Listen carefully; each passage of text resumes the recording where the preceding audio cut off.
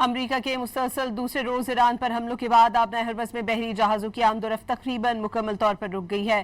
عرب media کے مطابق اہم ترین آبی گزرگاہ میں آپ کو اسی حوالے سے بتائیں گے۔ آگے بڑھتے ہوئے آپ کو یہ بتائیں کہ ایران کے شہید سپریم لیڈر آیت اللہ علی خامنائی کا جسد خاکی ان کے آبائی شہر مشہد پہنچا دیا گیا۔ میت عراقی شہر نجف سے مشہد لائی گئی، جہاں آیت اللہ علی خامنائی اور ان کے اہل خانہ کی تدفین ہوگی۔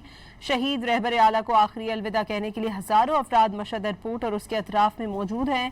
امام علی رضا علیہ السلام کے روضے پر بھی لوگوں کا جمع غفیر امڈ آیا۔